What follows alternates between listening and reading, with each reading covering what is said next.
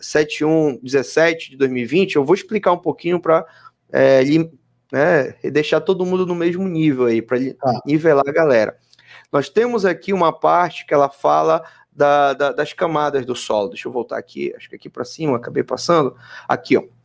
Ela tem uma tabela onde ela fala das camadas do solo, tá? É uma tabela atualizada que também tem embasamento em toda a teoria de geologia. Então, aqui nós temos resistividades médias, né? Resistividades aparentes médias para cada tipo de solo. Mas essas faixas vão variar, tá? Então, por exemplo, se tu não tivesse essa informação de uma sondagem que foi feita, com certeza ali deve ter sido feita uma sondagem pelo método de Schlumberger, né? Não foi o Wenner, né? Que o geólogo ele usa isso, ou eles fizeram ali um batimento elétrico, né? Uma sondagem um pouco mais específica. Mas o que você vai ter que analisar é a imagem das camadas para poder chegar no teu aterramento. Por exemplo, vamos imaginar que você tem, acredito que ali tenha talvez mais parecido com esses últimos itens aqui, né? Granito, basalto, eu não sei a característica do solo. Então são resistividades que podem ser consideradas elevadas. E aqui a própria norma diz isso. Eu até te indico a embasar teu relatório em cima dessa informação, porque aqui ela já diz quando uma resistividade é baixa, quando ela é média e quando ela é alta. Porque antes a gente falava assim, né, por senso comum. Só que agora a gente já sabe que uma resistividade só é baixa, menor que 250 ohms por metro. Tá? Então, na grande maioria dos casos, o que acontece? O teu relatório, até mostrar aqui, já que tem, você vai ter acesso, por exemplo, no seu cliente, talvez a um relatório como esse, talvez a uma imagem como essa, não tão simples como essa, porque aqui a gente está fazendo uma simulação para o método Wenner de poucas linhas, dependendo do terreno, e também de poucos números de análise, de distanciamento. Mas quando você tiver acesso a essa análise, geralmente você vai ter um acesso a análise como essa aqui. Deixa eu tentar achar, só para mostrar aqui, porque já te ajuda a interpretar esses dados que provavelmente você vai receber ali do cliente. Deixa eu só tentar achar aqui um rapidinho. Aqui, pode ser essa. Só um minuto aqui. Acabou fechando aqui rapidamente. Aqui, ó, pode ser, por exemplo, algo como essa aqui que você está vendo, tá? Uma sondagem parecida com essa, já corrigida, ou vai ser, por exemplo, eu vou pesquisar na internet aqui, gráfico, sondagem geoelétrica, tá? E aí é importante você ter essa análise. Se não tiver, eu vou depois mostrar o ponto que você vai fazer e explicar para o teu cliente. Você até comentou, por exemplo, se eu cobrar mais do cliente, pode ser que não seja nem preciso você cobrar mais do cliente, porque ele já vai ter essa informação. Então, geralmente, quando a gente recebe algo de geólogos ou algo nesse nível, geralmente vem assim, tá? E o que a gente tem que analisar? O que importa para a gente analisar uma imagem dessa?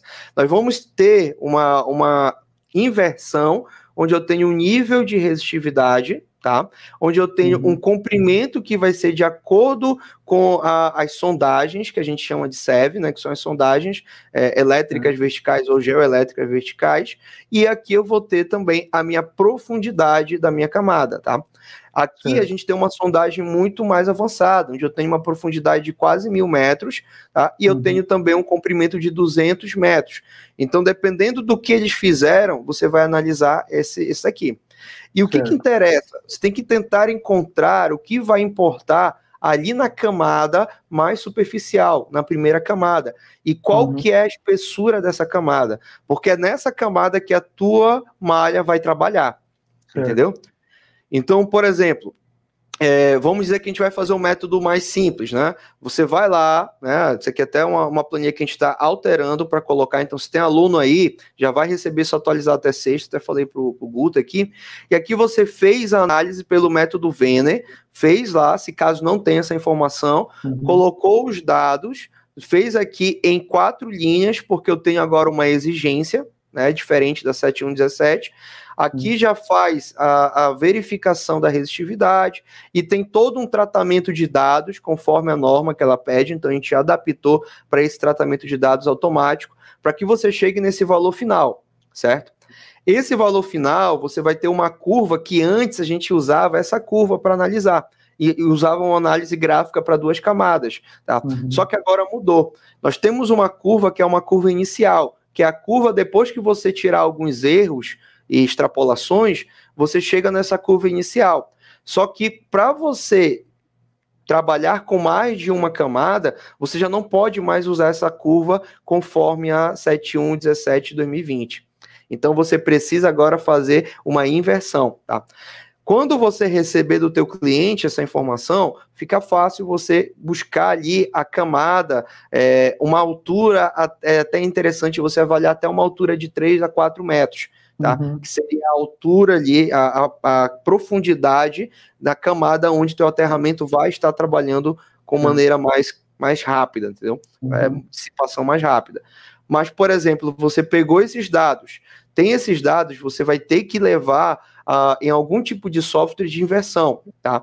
A gente usa esse software aqui, onde a gente vai cadastrar esses valores, e aqui ocorre a mágica, tá? Aqui está ocorrendo o trabalho de inversão. O que seria a inversão?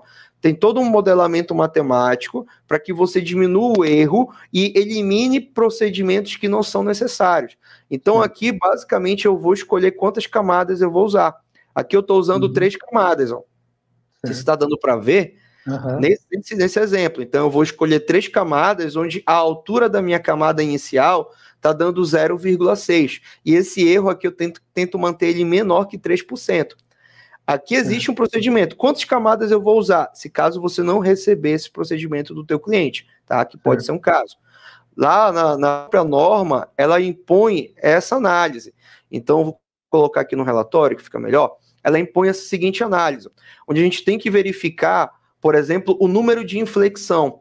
Quantas inflexões eu tenho nesse meu gráfico? Lembrando que eu estou fazendo uma análise bem rápida. No teu caso, pode ser uma análise maior, mais linhas, mais distâncias. Então, eu tenho aqui, ó, uma inflexão subindo e outra inflexão descendo. Então, a inflexão, para ficar fácil de entender, é como se fosse o caminho. Ó. Se eu estou subindo, eu tenho uma inflexão. Se eu começo a descer, eu tenho outra. E se esse gráfico voltasse a subir, eu teria 3 inflexões. Como eu tenho 2, eu vou ter, no mínimo, 3 camadas de inversão exigidas. Por quê? Número de inflexões mais 1, que é o que a norma pede. A 7117 agora pede isso. Então, eu vou ter que trabalhar com 3 camadas para essa minha curva. E aí entra o caso. Cara, para eu fazer essa inversão por 3 camadas, eu vou ter que ir no software. E aqui eu já fiz uma inversão com 3 camadas. E a gente vai fazendo uns pequenos ajustes, que eu não vou trabalhar muito agora, porque vai demorar, mas basicamente para a gente tentar diminuir esse erro, que é um erro que está aparecendo aqui, que é um erro de 1,1, ideal que fique um erro menor que 3, e para eu ter as 3 camadas mínimas, no mínimo, tá? E a ideia é você aproximar essa curva numa inversão mais próxima da tua curva real, que é aquela curva preta. E aí eu já estou trabalhando uma inversão com erro mínimo. Quanto mais próximo, menor o erro e melhor a chance de eu estratificar essa camada da maneira correta. Tendo isso, eu vou chegar nessa informação. Isso aqui é toda uma análise gráfica para que eu chegue nessa informação que é a que mais importa para a gente. Qual informação nós temos aqui? Deixa eu puxar aqui no relatório que está mais destacado. Nós temos aqui essa minha curva, que antes era uma curva inicial, em que agora eu fiz uma inversão gráfica para 3 camadas. Eu tenho uma camada, 2 camadas, 3 camadas. Tá vendo? Eu tenho, ó, um degrau aqui, outra camada, 3. Ou eu vejo aqui. E eu vou analisar essas informações, caso você não tenha isso em campo. Ali, por exemplo, eu estou tendo a seguinte informação. A minha primeira camada do solo tem 300 ohms por metro, nesse meu caso. E tem uma espessura de camada de 0,6 metros, 60 centímetros. Então, eu tenho uma camada ali que pode ser parecido com o que tu vai pegar em campo. Tu tem uma camada bem superficial, com uma resistividade menor, e aí depois, quando entra na segunda camada de solo, para essas medições, você vai ter um valor que vai subir para 1000 ohms por metro. Tá? Só que entra a questão, qual valor eu vou utilizar? já que eu tenho aqui, é a informação que vai te basear. Qual desses valores eu vou utilizar? 300 ou 1038, sendo que eu tenho uma espessura bem próxima. Lembrando que o ideal é quando tem 2 metros, 3 metros, que você nem bate cabeça. É aquele valor da primeira camada. Aqui, nesse caso, o ideal é você fazer uma média geométrica, tá? Certo. Então, você vai numa planilha, tá? Eu já, daqui a pouco pode perguntar que eu vou já abrir, tá? Só para a gente não perder o raciocínio, Guto. Porque isso aqui é meio trabalhoso, se a gente perder o raciocínio. Ó. Então, eu vou cadastrar aqui e fazer uma média geométrica bem rápida aqui. Eu tenho 304, eu tenho 1038, e aí eu vou trazer uma média geométrica. Então, o próprio Excel já faz tudo isso. Média geométrica desses dois valores. Então, ó, eu tenho o valor de uma camada, né, de uma resistividade nessas camadas aí, entre elas, de 561 ohms por metro. Então, quando eu faço uma média geométrica, eu estou levando é melhor que a média aritmética por isso. Então, a média geométrica vai me dar nessa parcela, que vai do solo até ali 2 metros de profundidade, que é a profundidade da segunda camada. Então, eu tenho ali uma média geométrica de 500 ohms. Pablo, o que eu faço agora com esses 500? Que vai ser aí que vai entrar. Se tu receber esse, por exemplo... toda essa análise já feita por um geólogo, que está no nível maior que o nosso, né? O nosso Vener é bem mais simplificado do que o PG. Então, nesse momento, você vai ter que buscar essa análise aqui, viu, Guto? Uma análise bem superficial. Ou pedir essa informação deles, que eles vão te passar. Sim. E aí, como o teu caso é 5419, você vai para esse ponto. Na 5419, já que você está protegendo uma edificação, você vai ter que validar a questão do eletrodo mínimo, tá? Que está lá no item 542. Aí, lá na planilhazinha já tem tem 2 planilhas, tá? Tem essa planilha que vai ser disponibilizada para os alunos antigos e novos, vão atualizar, que vai ajudar nesse formulário para preencher o relatório, tá? Que você vai entregar esse relatório de dimensionamento, tudo mais, que eu vou falar sobre ele. E aí você vai para outra planilha para fazer essa comparação. Ou você pode fazer na mão também, tá? Qual que é a ideia? Você tem que me passar, ou tem que saber qual é o nível de proteção daquela edificação. Não tem lá edificação? Qual é o nível de SPDA ali, de nível de proteção daquela edificação, por exemplo? Vou dizer que é 3 ou 2, tu sabe de cabeça? Deve ser 3. 3. Então, por exemplo, a gente vem aqui, né, e coloca ali um quadrado, né? É basicamente um retângulo. É um quadrado, então, né? Retângulo. É um retângulo. Então você vai ter que cadastrar aqui. Se tu tiver aí, mais ou menos as distâncias, qual é a dimensão? É 30 por 18. 30 de comprimento por 18 de largura. Isso. Então aqui o que eu estou fazendo? Ó, 30 por 18, mas aqui, ó, 30 por 18 são as laterais da minha edificação, certo? São as laterais da edificação. Isso. Se eu for fazer um anel, eu vou colocar uma distância de 1 metro da parede.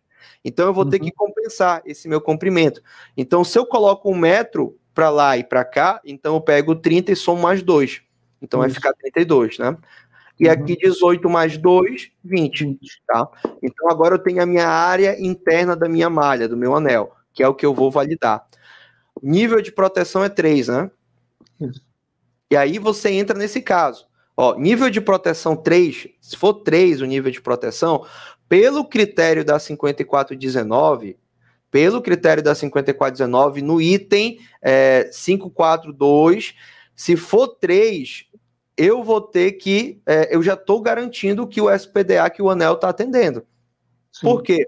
Porque se SPDA 3, ele não leva em consideração o valor da resistividade do solo. Entendeu? Então, aquilo que você me falou que o pessoal fala, não dá para fazer, pela norma, dá. Sim. A norma me diz e me atende se eu chegar no nível 3, entendeu? Ela já atende.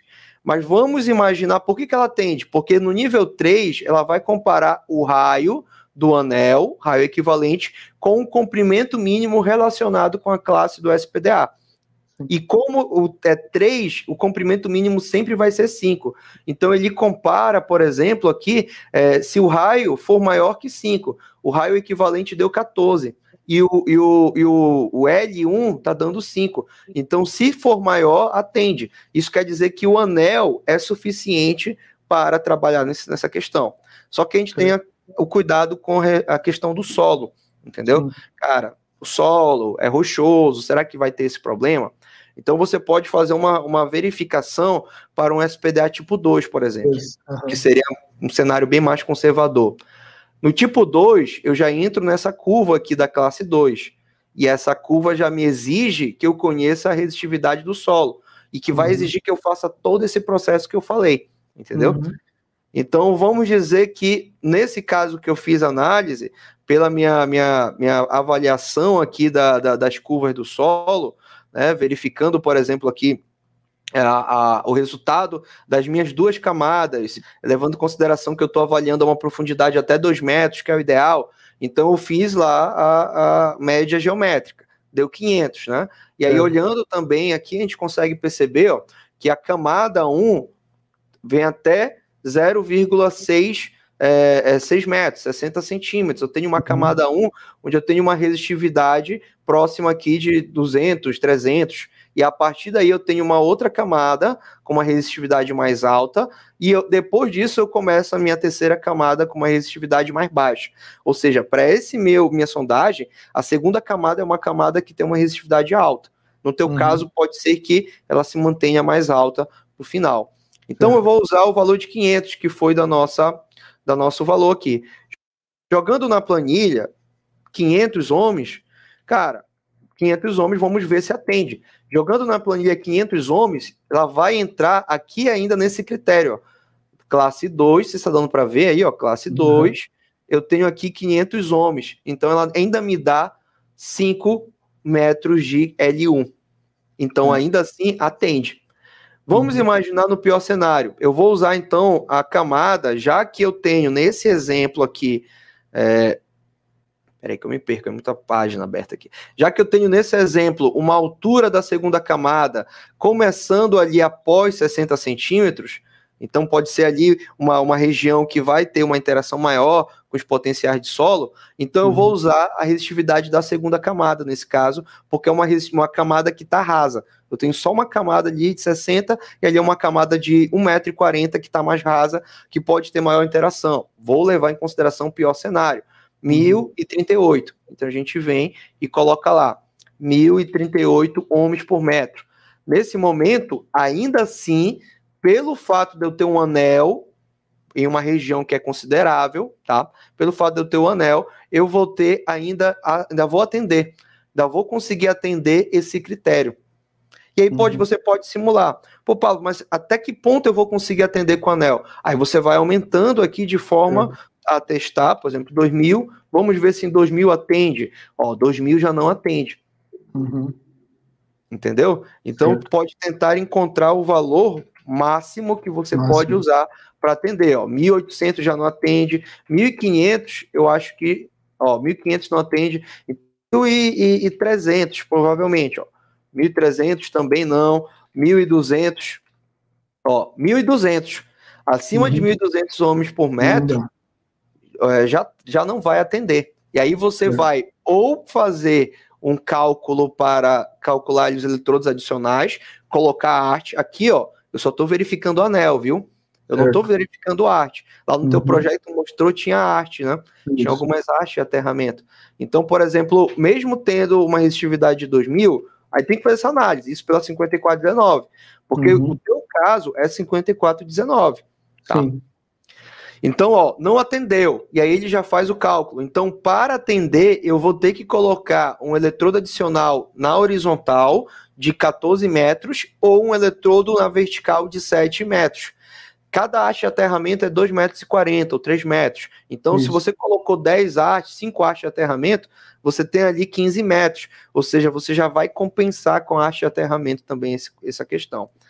Isso aqui levando em consideração já conhecer a resistividade do solo. E aí você tem que saber qual é esse valor.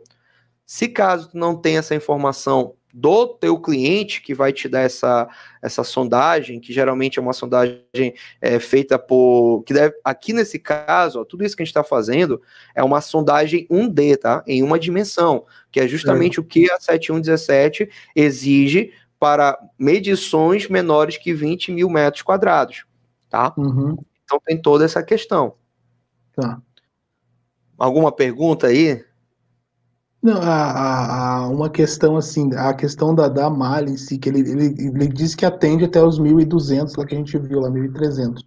Agora a questão das hastes, a minha preocupação seria o quê? A partir de 1,5 m, a minha profundidade seria a rocha, certo?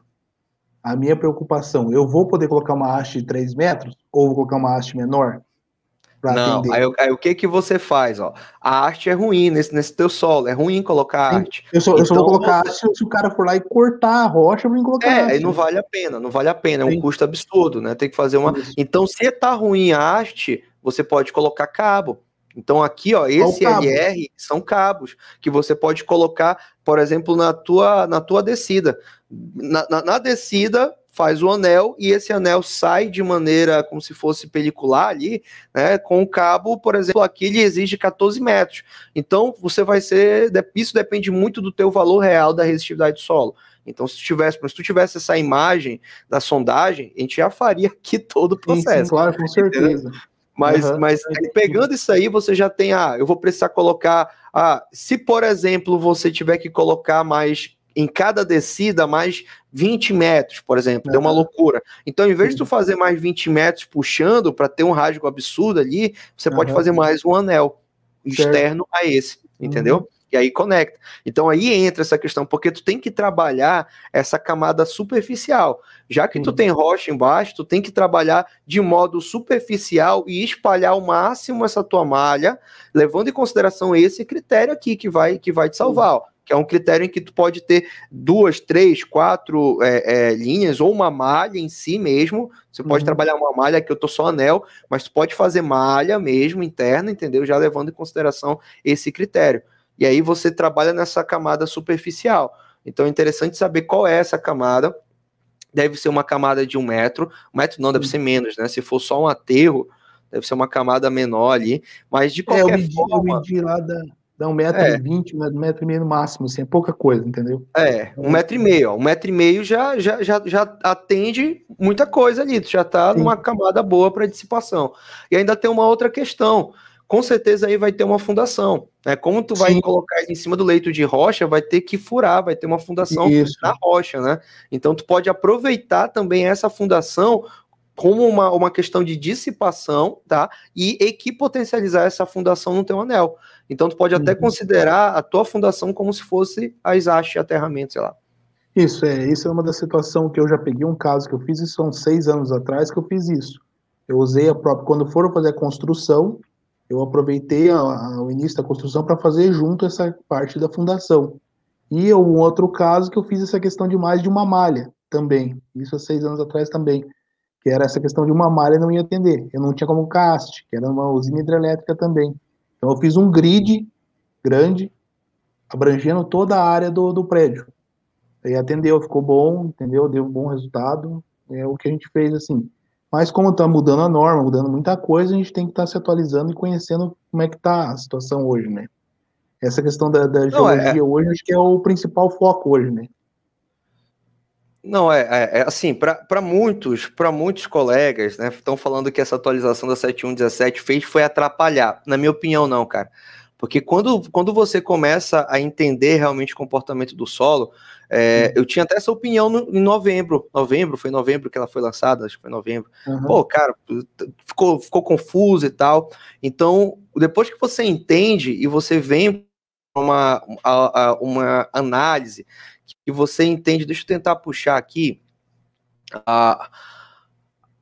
aqui, acho que esse aqui, não, só um material que é interessante para a gente avaliar, que é um material que mostra um pouco do estudo, até indico vocês buscarem analisar mais sobre essa parte de sondagem, da parte mesmo geológica, porque realmente vai chegar um momento que você não vai ter que depender de uma análise nesse critério. Então imagina só, você falando, isso aqui é uma tese, né, um resumo que eu peguei da internet, você pode achar, e aqui ele fala de várias questões, como funciona. Então aqui, por exemplo, ele está fazendo uma análise pelo método Schrumberger, que os geólogos gostam, por conta que para os geólogos, quanto mais profundo for ao alcance ali da medição que ele está fazendo da sondagem, melhor. porque eles estão buscando leito de rocha, estão buscando canais de água, toda essa parte de lençóis freáticos.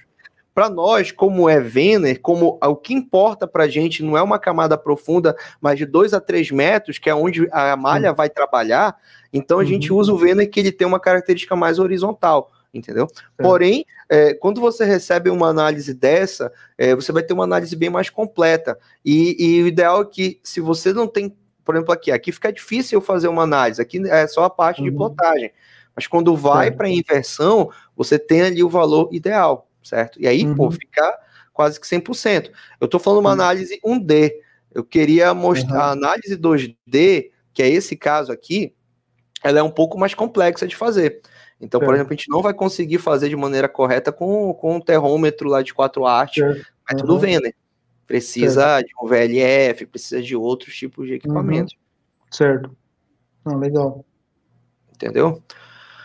Agora, pode falar. Você tem um local que você, como você está se aprofundando bem nessa parte de geologia, assim, alguns pontos de referência que você está buscando, que você possa estar indicando para a gente, assim, ó, eu acho que aquele livro é interessante, aquele material que tem, alguma coisa assim, para a gente estar se aprofundando também nessa parte de geologia. Cara, eu não sei se eu vou conseguir achar aqui o link, mas tentem procurar, por exemplo, materiais relacionados ali a teses de doutorado, entendeu? Teses de doutorado na Unicamp. É só pesquisar sondagem geoelétrica 1D. Não vai querer estudar 2D, porque 2D já fica algo muito mais avançado para a gente, para nossa necessidade, pela essa parte 1 da norma, entendeu? Mas, por exemplo, você vai buscando essas informações e vai ter o embasamento até para entender o porquê que a norma exige isso aqui, ó. Isso aqui deu trabalho para eu entender. Agora está feito, está tudo automático. Para quem for usar, só basta colocar os valores aqui. O cara vai colocando os valores aqui de acordo com as medições, né? Eu vou colocar valores aleatórios aqui, por exemplo. E aí já vai fazendo toda essa análise. E aqui o que interessa é essa primeira validação que está lá no item 6.1.2 da norma, que é um item muito complicado, que lembra que antes eu tinha que tirar o que extrapolasse 50% de desvio, né, os valores que fossem acima de 50% de desvio tinha que retirar. Agora já muda, agora ele trabalha com 2 vezes desvio padrão em cima da média. Então tem tudo calculado, isso aqui é a parte de filtro, onde eu vou filtrar até chegar no valor que eu vou usar para o nosso caso. E aqui, por exemplo, olha o que aconteceu, ó. O que aconteceu nessa curva? Eu acrescentei valores aleatórios, certo? Lembrando que eu estou utilizando uma profundidade de estaca de 40 centímetros, tá? Dependendo do teu terrômetro, meu terrômetro tem estaca de 18 centímetros. Então eu tenho que colocar 18 porque isso faz diferença. Vai mudar a minha resistividade. Certo. E aí, por exemplo, ó, eu tenho um gráfico desse jeito. Eu tenho o que aqui, ó? 1, 2, 3 inclinações. Então, se eu tenho 3 pontos de inflexão, eu coloco 3 aqui, eu já vou precisar de 4 camadas. Então, se eu fosse fazer uma análise desse carinha aqui, já seria para 4 camadas. Aí eu teria que ter um trabalho mais diferenciado, porque no final de tudo, a inversão funciona para te dar a característica das camadas da maneira mais correta possível. Porém, aqui a gente está lidando com cálculos, entendeu? Aqui é só números, é estatístico. No momento que você avalia isso, essas comparações, é ideal você ter a informação do geólogo lá. Cara, essa camada de rocha aqui, qual é mais ou menos qual é a margem de resistividade dessa rocha, desse tipo de rocha? Aí ele vai te dizer, ó, essa rocha ela tem uma resistividade entre tanto e tanto. E aí você vai comparar também esse valor conhecido de faixa de resistividade daquele local com o que tu está analisando aqui. Senão, você começa a ter erros somente por conta de cálculo, entendeu? Então, quando você conhece, tem informação do local e faz isso, ajuda. Né? E tem todos os requisitos e análises que são mais avançados. Tá? Mas, por exemplo, já resolve o teu problema com o teu cliente. Né? Muita gente falava, não dá, não pode. Cara, pela 5419 pode. Ah, Pablo, mas e se eu tivesse que fazer uma subestação? Então deixa eu... vamos imaginar os cenários que talvez vocês possam enfrentar no futuro aí. Cadê?